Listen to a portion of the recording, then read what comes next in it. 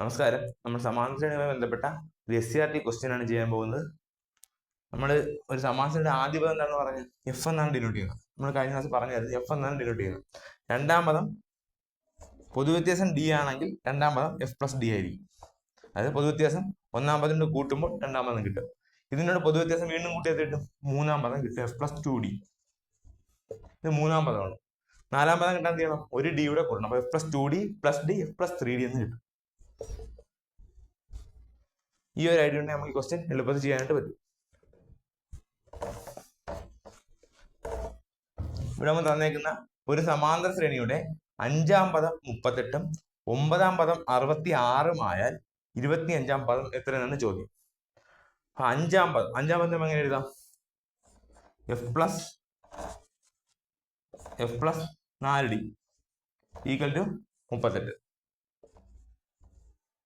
ഇനി ഒൻപതാം പദം എങ്ങനെ എഴുതാം? F plus 8d equal to 66. ഇനി നമ്മൾ എന്ത് ചെയ്യണം? ഇത് ഒന്നാമത്തെ ഇക്വേഷൻ, ഇത് രണ്ടാമത്തെ ഇക്വേഷൻ.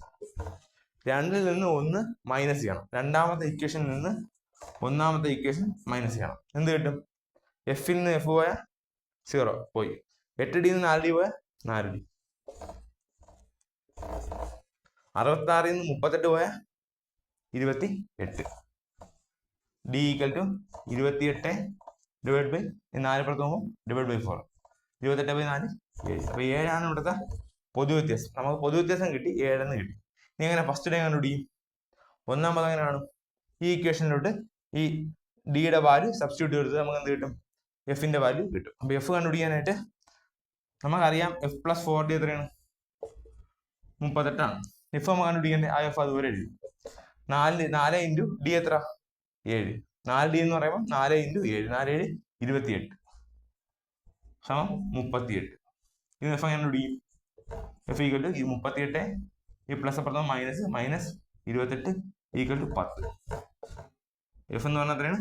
10ആണ് കിട്ടിയത്. എഫ് 10 കിട്ടി. ഇനി നമ്മൾ എന്ത് കണ്ടുപിടിക്കണം? 25ആം പദം കണ്ടുപിടിക്കണം.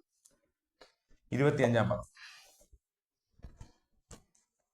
അങ്ങനെ കണ്ടുപിടിക്കും. 25ആം പദം കണ്ടുപിടിക്കാൻ എത്രയാണ്? എഫ് പ്ലസ് 24d എടുത്താൽ 25ആം പദം കണ്ടുപിടിക്കാനായിട്ട് എഫ് പ്ലസ് 24d എടുത്താൽ എഫ് നമുക്ക് അറിയാം എത്ര?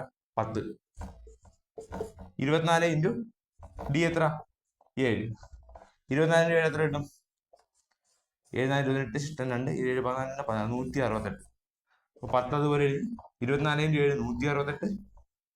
10ഉം 168 കൂട്ടുമ്പോൾ 178. അതായത് 25ആം പദം 178 എന്ന് നമുക്ക്